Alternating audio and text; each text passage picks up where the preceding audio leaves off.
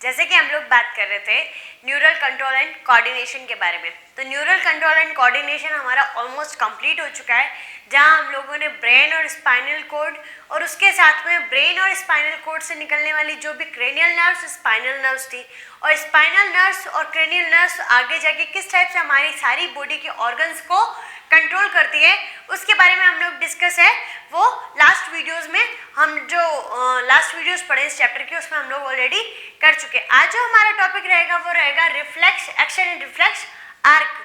Reflex action का मतलब होता है प्रतिवृत्ति क्रिया या प्रतिवृत्ति चाप, मतलब कि हम लोग किसी कार्य को करना चाह रहे हैं, उससे अगेंस्ट हम लोग की बॉडी किस टाइप से रिएक्ट करती है, ठीक है, किस टाइप से रिफ्लेक्स एक्शन करती है, उसके बारे में हम लोग डिस्कस आज के वीडियो में करने वाले हैं। वैसे तो बहुत इजी सा टॉपिक है, शायद आपको डायग्राम से भी समझ में आ रहा होगा ये टॉपिक कि किस टाइप से सेंसरी नर्व्स काम कर रही है, किस टाइप से मोटर नर्व्स है वो काम कर रही है। तो यहाँ हम देखते हैं कि जो ये रिफ्लेक्स एक्शन है, प्रतिवृत्ति क्रिया है, उसको सबसे पहले यहाँ मार्शल हॉल ने अवलोकन किया था। मतलब सबसे पहले जो देखा वो किसने देखा?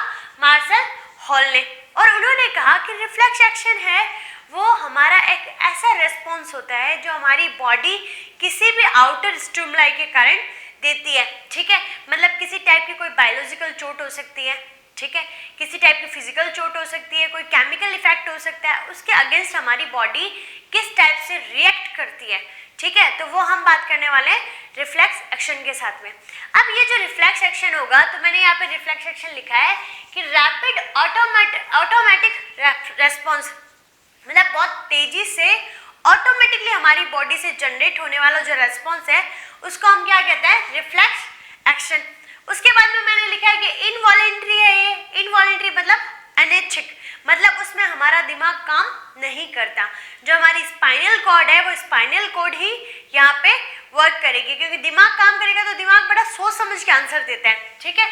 तो यहाँ पे इनवॉलेंट्री ये अनैच्छिक क्रिया होती है। लाइक हमारे यहाँ पे पिन चुभी, और पिन चुभते ही हमारा हाथ क्या है? हट जाएगा, ठीक है। तो यहाँ हम लोगों ने सोच समझ के हाथ नहीं हटाया, अपने आप हट चुका।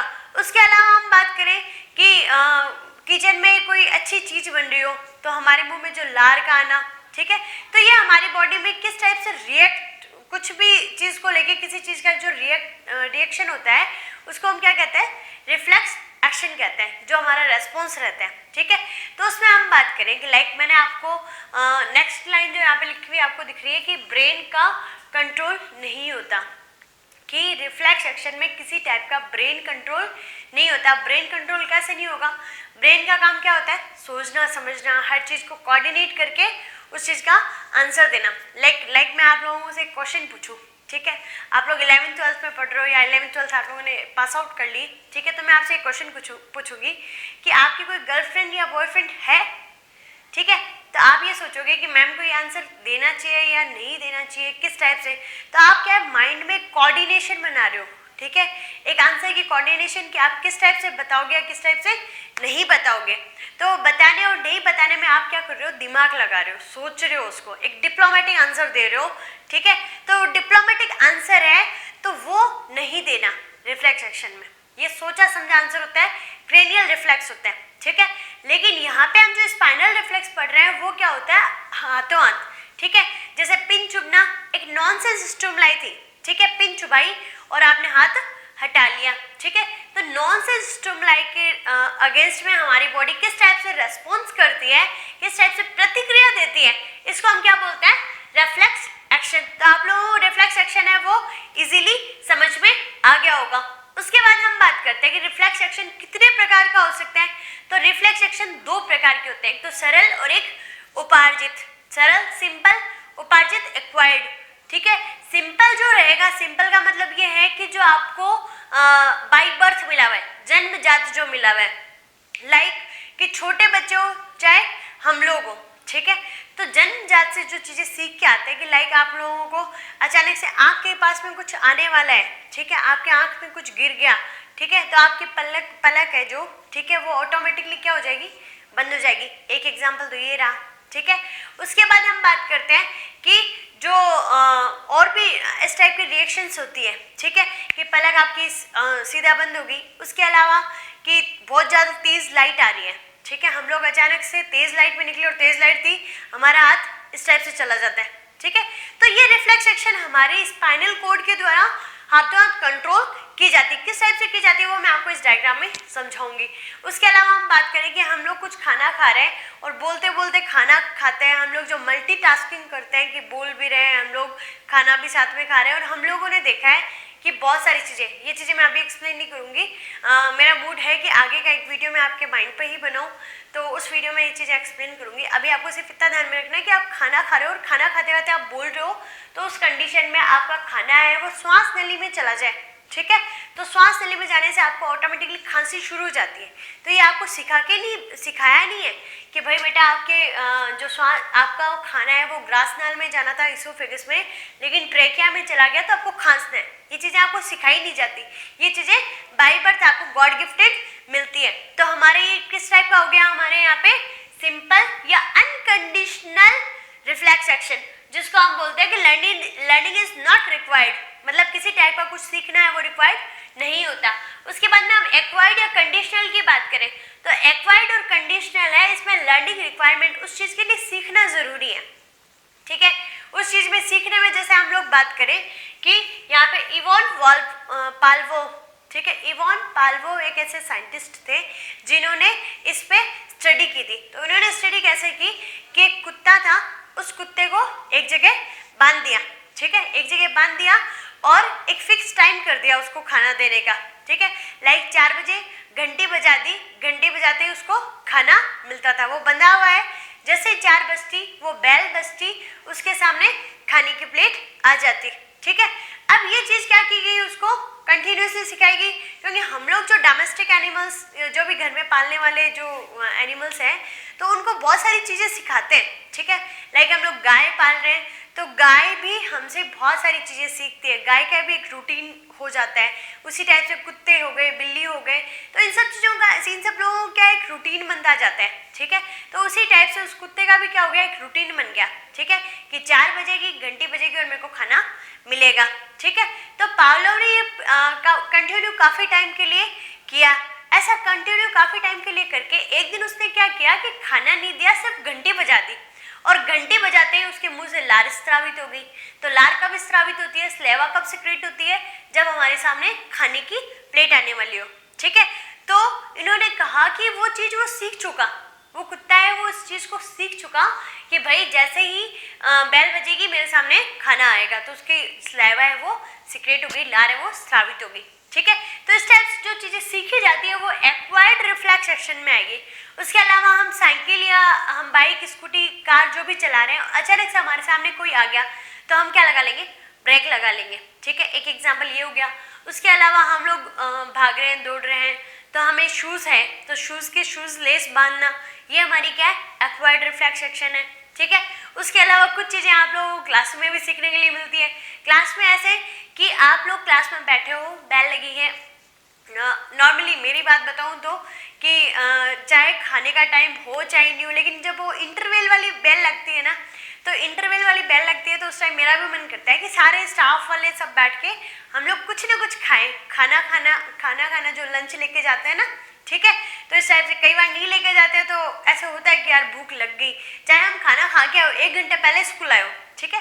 तो इस टाइप से बहुत सारी चीज़ें जो हमारे माइंड सेट पे आप लोगों की क्लास में कोई क्लास टीचर आया है, ठीक है, कोई भी टीचर है वो आया है तो आप उनके लिए उनके रेस्पेक्ट में क्या हो जाते हो, खड़े हो जाते हो। तो ये सब चीज़ें क्या है, आपको एक्वायर्ड रिफ्लेक्स एक्शन है, आपको सिखाई जाती है और सीख के आप उन सब चीज़ों को फॉलो करते हैं, ठीक है। उसके बाद में हम रिफ्लेक्स एक्शन में रिफ्लेक्स आर्क पढ़ेंगे। रिफ्लेक्स आर्क का मतलब हो गया कि जो प्रतिवर्ती चाप है, अब ये प्रतिवर्ती जो चाप है वो किस टाइप से फंक्शन करेगा हमारी बॉडी में।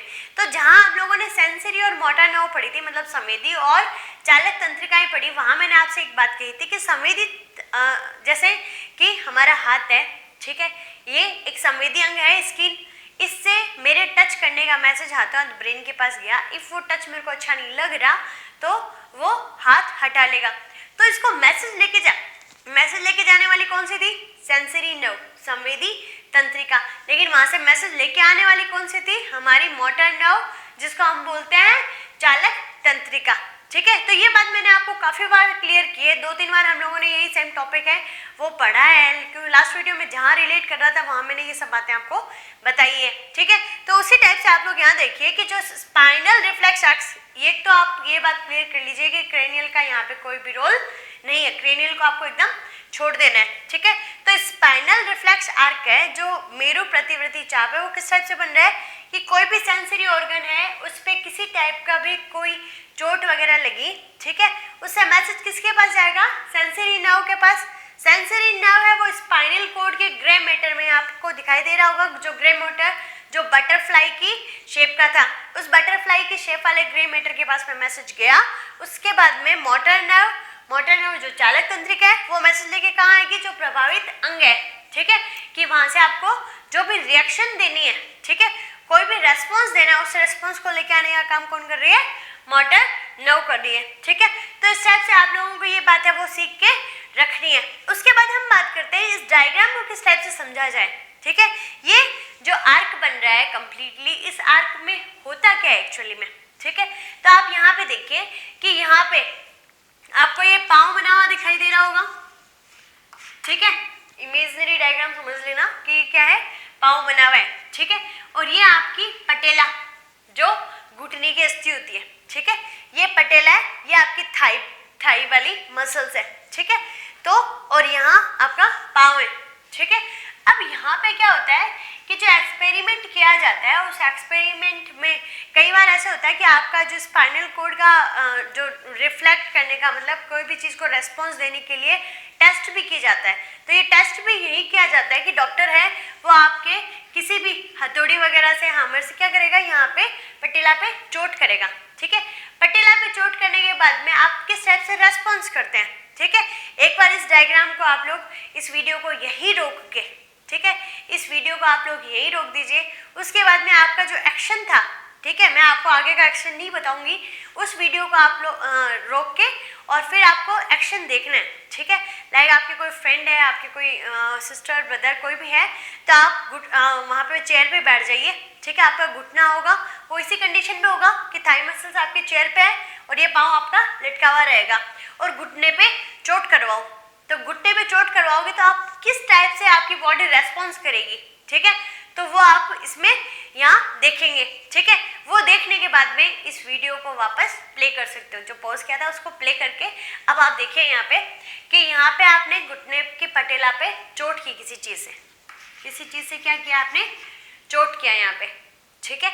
उसके बाद में चोट करने के बाद में यहाँ की जो मसल्स है, ठीक है, इन मसल्स को फर्क पड़ा, तो ये मसल्स हमारी कौन सी होगी, सेंसरी ऑर्गन, जो संवेदी अंग है, ये संवेदी अंग जो यहाँ पे न्यूरॉन्स भेजेगी वो कौन सी होगी, इफेक्टर, जो प्रभावित तंत्रिकाएं होगी, उन प्रभावित तंत्रिकाएं बोल दो, सेंसरी नर्व बोल दो, एफरेंट न्यूरॉन बोल दो, कुछ भी नाम आप यूज कर सकते हो, उसके थ्रू मैसेज भेजना शुरू किया।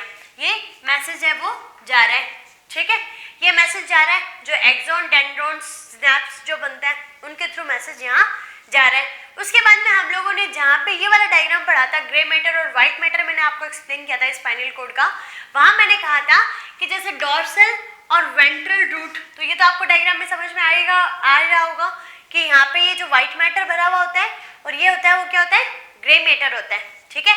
तो यहाँ पे क्या है, ये जो मैसेज लेके जा रही है, ठीक है, डॉर्सल रूट तक जो मैसेज लेके जा रही है वो कौन सी होगी, एफरेंट न्यूरॉन, ठीक है। अब ये जो एफरेंट न्यूरॉन मैसेज लेके जा रही है, वहां पे बीच में उनको क्या मिलता है, डीआरजी का मतलब हो गया डॉर्सल रूट गैंग्लियन, ठीक है। मतलब कि यहाँ पे बहुत सारी साइटोन बॉडीज हैं, ठीक है। ये गैंग्लियन कैसे बनता है वो बताती हूँ मैं, कि ये बहुत सारी साइटोन बॉडीज है, ठीक है, और ये क्या हो गए, उनके एक्सॉन पार्ट हो गए, ठीक है। अब इन साइटोन को सबको एक ग्रुप बना दे, साइटोन का सबका एक क्या बना दे, ग्रुप बना दे। तो ये साइटोन का एक जो ग्रुप बनता है, उस ग्रुप को हम क्या कहते हैं यहाँ पे, गैंग्लिया, क्या कहेंगे, गैंग्लिया, गुच्छा जिसको बोलते हैं। तो गैंग्लिया इंग्लिश हिंदी में इजीली समझ में आ जाता है, गुच्छा किसी भी चीज का एक ग्रुप हो जाएगा, गैंग्लियन, ठीक है। तो ये यहाँ पे साइटोन्स का एक ग्रुप हो गया। अब ये साइटोन्स का ग्रुप भी है, वो अलग अलग पोर्शन में अलग अलग टाइप का है। शायद मैंने एक्सप्लेन नहीं किया आपको कि यदि आप CNS की बात करो, इफ आप PNS की बात करो, ठीक है, PNS जो क्रेनियल नर्व्स और स्पाइनल नर्व्स होगी, CNS मतलब कि जो ब्रेन और स्पाइनल कॉर्ड है, ठीक है।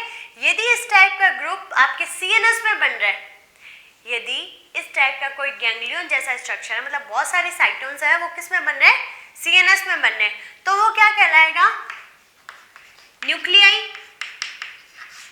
हम लोगों ने देखा था केंद्रिक जिसको बोलते हैं, न्यूक्लियाई बनेगा, ठीक है। उसके अलावा PNS में बन रहा है, तो PNS में तो हमने कह दिया भाई क्या बन रहा है, गैंग्लियन बन रहा है, ठीक है। अब ये गैंग्लियन है, और गैंग्लियन होता कैसे है, हम लोगों ने जहाँ पे न्यूरॉन्स के टाइप पढ़े थे, तो न्यूरॉन्स में हम लोगों ने देखा था कि मल्टीपोलर, यूनिपोलर, बाइपोलर, ठीक है। तो इस टाइप से ये कैसा होता है, सूडो यूनिपोलर। आप लोगों को रिकॉल हो रहा होगा कि सूडो यूनिपोलर में एक्सोन तो होता है, लेकिन डेंड्रोन्स हमें क्या लगता है लेकिन होता नहीं है, ठीक है। इसमें ध्यान में रखना कि इसके दोनों साइड में क्या है, एक्सोन्स ही है। ऐसे नहीं कि एक साइड एक्सोन है और एक साइड में डेंड्रोन है, ये बीच में बॉडी है वो साइटोन की है, ऐसा नहीं है। यहाँ पे क्या है कि यहाँ ये गैंग्लियन है, और इसके इस साइड और इस साइड दोनों साइड में क्या है, एक्सोन ही पाया जाता है, तो इसलिए इसको हम क्या बोलते हैं, सूडो यूनिपोलर, ठीक है। उसके बाद में मैसेज है वो किसके पास में जाएगा, यहाँ स्पाइनल कॉर्ड के ग्रे मैटर तक पहुंच जाएगा, तो डॉर्सल रूट तक यहाँ मैसेज चला गया। अब यहाँ पे मैसेज जाने के बाद में जहाँ पे दोनों न्यूरॉन्स है वो मिल रही है, वहाँ पे एक न्यूरॉन्स पाई जाती है जिसको हम क्या बोलते हैं, इंटर न्यूरॉन सेंटर। अब इंटर न्यूरॉन सेंटर है, इंटर न्यूरॉन सेंटर में न्यूरोट्रांसमीटर्स है वो जनरेट होते हैं, और वो न्यूरोट्रांसमीटर्स से आगे मैसेज देने का काम करेंगे, ठीक है। अब ये बात हो गई कि यहाँ पे हमारे पास में मैसेज तो कितना आया, एक, लेकिन हमें वापस रिप्लाई कितने करना है, दो, ठीक है। अब मैसेज एक आया और रिप्लाई दो हुए। यदि आप लोगों ने प्रैक्टिकल करके देखा है, यदि कुत्ते पे मार के देखा है, तो आपको रेस्पॉन्स तो पता चल गया होगा कि हमारी बॉडी है वो किस टाइप से रेस्पॉन्स कर रही है, ठीक है। तो इसमें आपको मैं बता भी देती हूँ, आई होप सब लोगों के वही रेस्पॉन्स हुआ होगा जो मैं भी आपको आगे बताने वाली हूँ। तो यहाँ देखो कि यहाँ पे जो इंटर न्यूरॉन है वो यहाँ से कितने रिप्लाई भेजेगी, दो रिप्लाई भेजेगी। कितने रिप्लाई भेजेगी, दो रिप्लाई भेजेगी, ठीक है। तो ये दो रिप्लाई जो आ रहे हैं, तो एक रिप्लाई तो इस वाली मसल्स के पास जाएगा, और एक रिप्लाई है वो कहाँ जाएगा, यहाँ पे, ठीक है, थाई के नीचे वाली तरफ। ये थाई के ऊपर की तरफ था, ये थाई में नीचे की तरफ, ठीक है। तो यहाँ पे ये दोनों टाइप के जो मैसेज आ रहे हैं, ठीक है, तो ये वाला जो मैसेज होता है वो होता है एग्नोस्टिक।